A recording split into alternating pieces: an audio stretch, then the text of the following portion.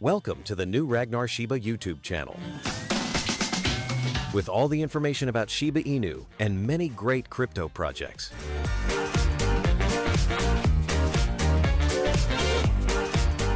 Tutorials, projects, interviews, information, news, GameFi, NFTs, DeFi, comics, illustration, design, and much more.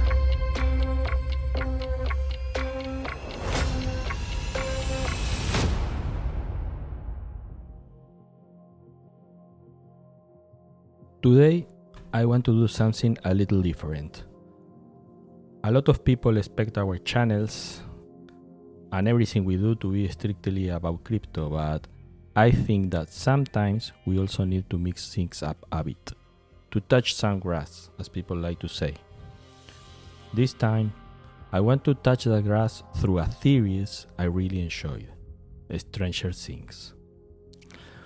With the massive popularity the show has reached, many people have started to look deeper into what it actually came from, where its ideas originated.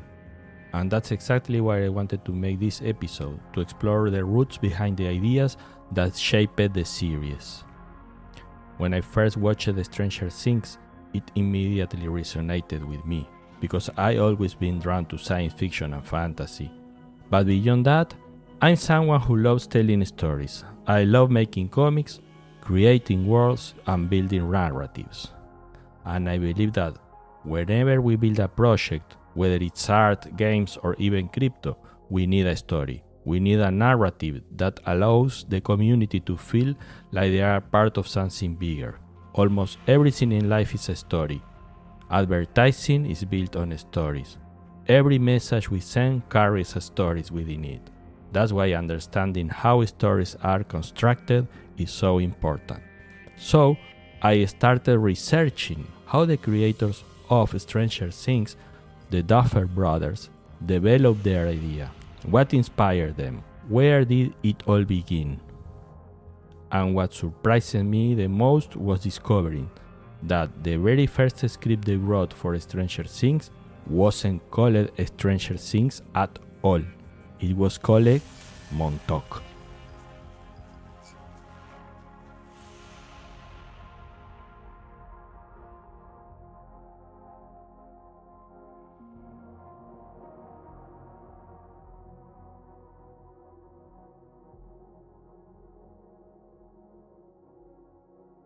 Montauk. A little bit of history. Let's start by talking briefly about Montauk. Montauk is a small town located in Long Island, New York, right at the very eastern tip of the island. It's a quiet, peaceful place, known for its lighthouse, which it has become one of the most distinctive landmarks.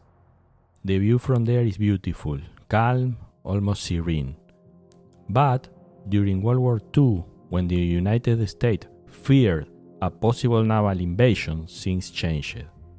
A military base was established in the area as part of the coastal defense system. The base was later named Camp Hero, in honor of a military figure who had participated in the war. However, what happened in Montauk didn't really begin there. To understand everything that followed, we need to go back in time. Around 1947, a CIA project known as Project Chatter began. Its goal was to explore ways of extracting information from enemy operatives.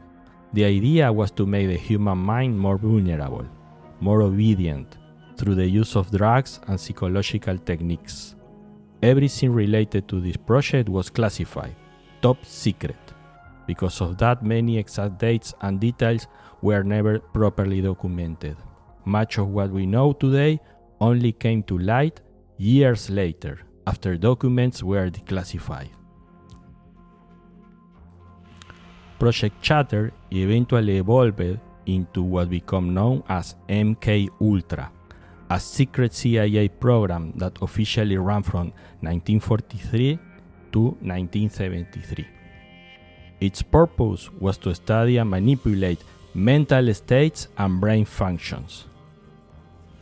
High doses of LSD were administered to human subjects, sometimes to enemies, sometimes to civilians who had no idea they were being experimented on. Other methods included electroshock therapy, hypnosis, sensory deprivation, isolation, verbal abuse, and in some cases, even sexual abuse. At the same time, other related programs were operating in parallel. One of them was Project Artichoke, which began in 1951. These projects were all connected and often overlapped, operating in different parts of the United States under the CIA supervision.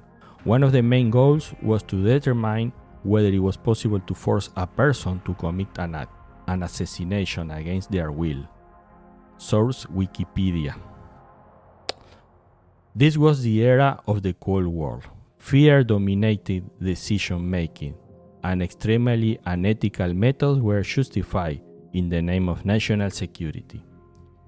Other programs, such as MK Naomi and MK Offen, also ran alongside MK Ultra, eventually merging into it. MK Ultra was officially terminated in 1973.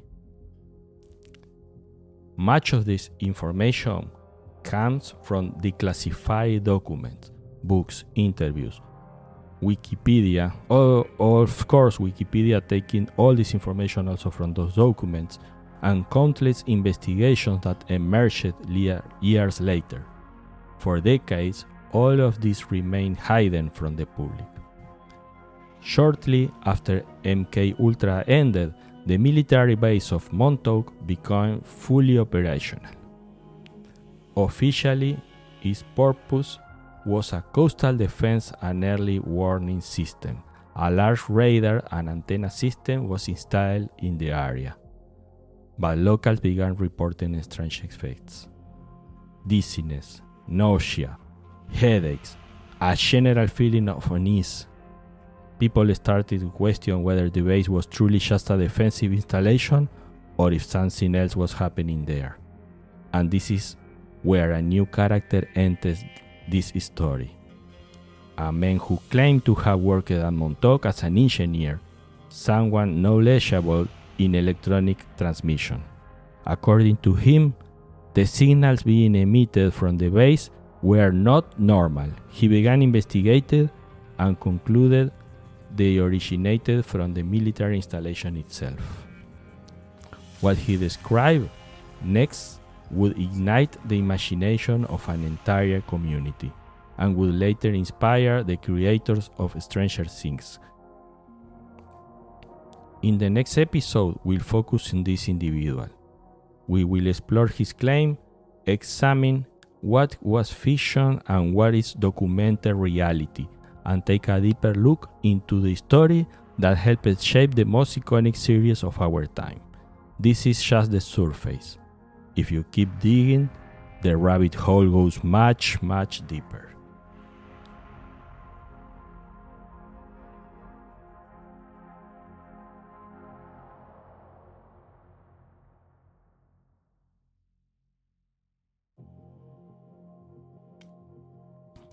Opening the Pandora's box.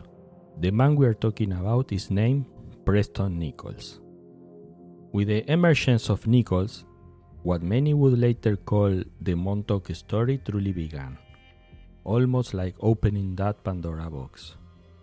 Nichols wrote a series of books known as the Montauk Project, Experiments in Time, co-authored with someone using the name Peter Moon, which is widely believed to be a pseudonym. The real identity behind that name was never fully confirmed. In these books, Nichols describes alleged experiments carried out at Camp Hero, a former military installation in Montauk, Long Island. Officially, it had been an Air Force base, but according to Nichols, during the 70s and 80s, it was the site of a highly classified research. Nichols claimed that memories of his involvement in this experiment had been suppressed and later resurfaced unexpectedly. After the books were published, others began to come forward, saying that they too had been involved and had suffered long-term physical and psychological consequences. One important thing Nichols always made clear is that there is no concrete proof for these claims. He openly acknowledged that everything would have been top secret, beyond verification, and even stated that readers were free to view the books as fiction if they wished. He accepted that many of the stories were so extreme that most people would never believe them. Despite that, the impact was enormous. The books fueled the collective imagination and helped give rise to a wide range of urban legends. Some accounts claim the facility extended 12 levels underground and employed hundreds of workers. Others suggested that tunnels ran beneath the town of Montauk itself, and that homeless people were abducted and subjected to intense electromagnetic radiation, with very few surviving. Among the most striking claims were stories of individuals whose psychic abilities were allegedly enhanced to the point where they could materialize objects from nothing. One man, Stuart Swerdlow, stated that he had been part of the project and that his psionic abilities increased, but at the cost of severe emotional instability, post-traumatic stress disorder, and other psychological issues. Nichols also spoke of teleportation experiments and the creation of a stable time-space tunnel that allowed travel to any point in time or space. According to his accounts, contact was even made with extraterrestrial entities through these tunnels, leading to technological advances that pushed the project even further. One of the most extreme episodes described in the books involves an alien creature that supposedly traveled through the tunnel, destroyed equipment, and attacked researchers before the portal was finally shut down and the entity destroyed. Another central element of Nichols' narrative is mind control experimentation. He claimed that runaway children were kidnapped and taken to the base, where they were subjected to extreme mental and physical torture, designed to break their minds and reprogram them. According to these stories, many died during the process and were buried on site. For Nichols, one of the most significant figures in the story is Duncan Cameron. He claimed that in August 1983, the Camp Hero project became linked to an earlier experiment from 1943, known as Project Rainbow, associated with the Philadelphia experiment and the ship USS Eldridge. According to this version of events, two men, Al Bielek and Duncan Cameron, fell from the deck of the ship while it was in a state of hyperspace and reappeared at Camp Hero in 1983. They even claim to have encountered John von Neumann, despite the fact that he officially died in 1957. All of this, of course, is firmly denied by the US Army and Navy.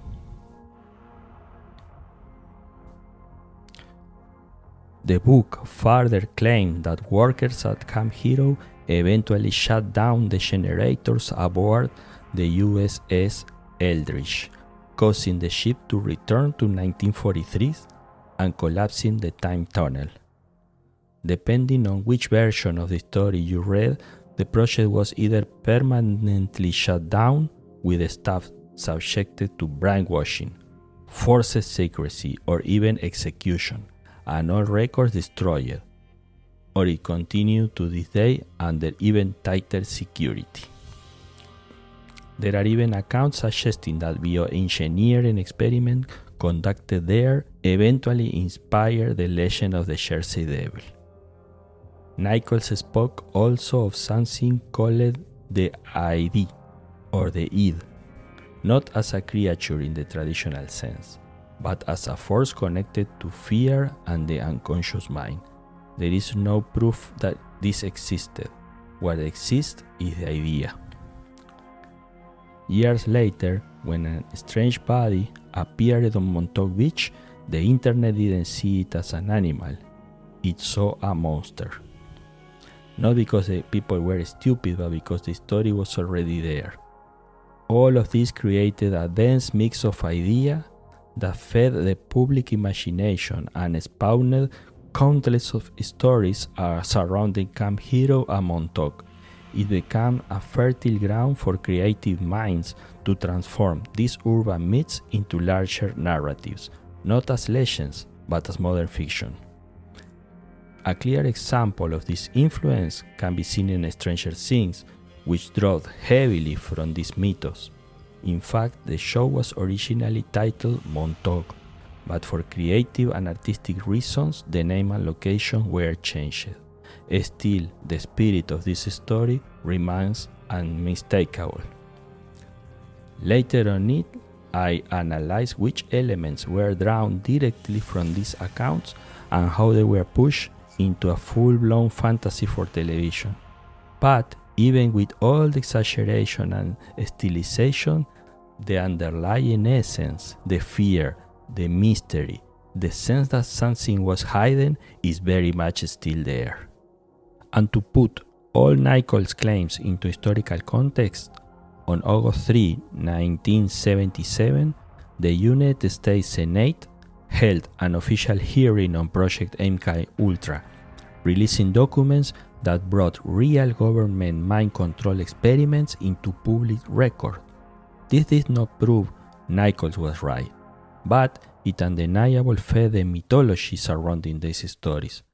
The United States government has staunchly denied that any of the experiments described in Preston Nichols' books occurred at Montauk Air Force Station. But not everyone believed that.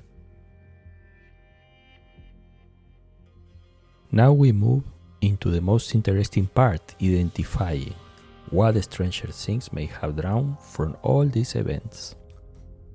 Some of them are reals, others are personal accounts but without categorical proof, and others are myths, stories fueled by collective imagination. Myths that began to grow when people started speculating about Stranger Things that supposedly happened around Camp Hero, a military base with a massive antenna located in Montauk. One of the clearest parallels appears right at the beginning of the Stranger Things, the disappearance of a child, Will Byers. I won't spoil the series, but I will say that this disappearance happens in a very unusual, almost fantastic way. In Montauk, for years, there were rumors about missing children and secret experiments, but we need to be clear here. There is no solid evidence that children were abducted specifically at Camp Hero. That belongs to the realm of the myth. What is proven is something else. When documents related to the MK Ultra project were declassified, not only Montauk but in many other locations, it was confirmed that the government conducted experiments on human beings. Experiments involving drugs like LSD, psychiatric patients, soldiers and civilians, often without consent. It was also confirmed that many of those documents were destroyed. There was real concealment. There is not a document that says this child was taken to this place, but there are verified cases. Minors subjected to extreme psychological practices, such as the experiment conducted by psychiatrist Ewen Cameron, funded by the CIA, where adolescents were exposed to the patterning, a form of psychological erasure. The famous experiment with children in Montauk appear almost exclusively in the books of Preston Nichols. That makes them speculative. There is no physical evidence, no medical records, no independently verified witnesses in this. It's only his account. Because of that, historically, Montauk sits closer to modern myths than to hard documented reality of MK Ultra. We have documents from MK Ultra, but we don't have any information that this happened in Montauk. And this is where Stranger Things does something very smart. The series doesn't copy facts. It takes the atmosphere, it takes the fears, and it takes the idea of secret government programs experimenting with a human mind. In Stranger Things, we see children subjected to isolation, sensory deprivation, drugs, and conditioning. And then there is Eleven. Eleven isn't a real person, she's a symbol. Even her name, a number, reinforces the idea of an experiment, an object rather than an individual. Location just matters, because Hawkins is a small, quiet, remote town, just like Montauk. Places where nothing strange should happen, and precisely because of that, everything can be hidden. In the series, there are constant electromagnetic disturbances, flickering lights, failing compasses, a sense that reality itself is unstable. In Montauk, for years, people reported dizziness, nausea, and strange physical sensations that they attributed to the base radar. This proved nothing, but it belongs to the same atmosphere.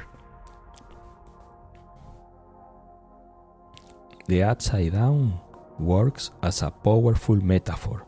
It's not just another dimension, it represents what exists beneath visible reality, what is classified, what we are not supposed to see, and when we don't know what's there, imagination fills the gap.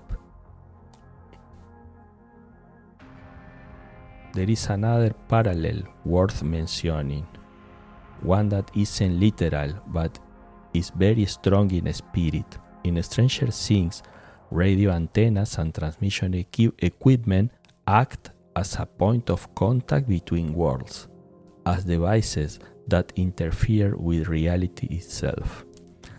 At Camp Hero, that massive radar antenna dominated the landscape.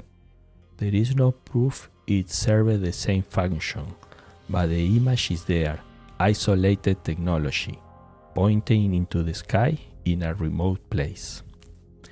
In both cases, the antenna works more as a symbol than as a machine, the symbol of reaching beyond our limits, of touching what we don't understand, and facing the consequences. There is another parallel connected to a very particular figure from Nichols' book, Duncan Cameron. Duncan is practically the only person Nichols describes as having special abilities in his book. According to his account, he could manifest objects, influence matter, and act as a kind of channel for what was being explored at Montauk. Here's where an interpretation with Stranger Things emerged. Duncan Cameron doesn't map cleanly onto a single character. It's almost as if he were split in two. On one side, Eleven, power used or contained by the system, eventually leaning toward balance, and the other, Henry Creel, the dark counterpart, power without control, aligned with something deeper and far more dangerous. Nichols also claims that at some point a space-time connection was open, something like a portal to other times or dimensions. According to him, an entity or energy crossed through it and began destroying equipment inside the base. This is not proven, it's only his testimony. Still, the similarities with Stranger Things are striking. Portals, other dimensions, military vehicles crossing over, and something entering our world that becomes impossible to control. Nicole says this event was the reason Montauk was shut down, because what had been unleashed could no longer be contained, and the only solution was to shut everything off and destroy it. And in a way, that idea sits at the core of Stranger Things as well. When pushing beyond limits breaks the balance and the only option left is to close the door before whatever is on the other side fully crosses over. The creators of the series themselves have acknowledged that early versions of the story were directly connected to Montauk. The original script even carried that name. Locations and characters changed, but the spirit remained. Stranger Things doesn't tell us what happened. It asks a different question. What happens when secrets go too far? When the truth is buried so deeply that it returns as a myth. And to close, a small spoiler warning.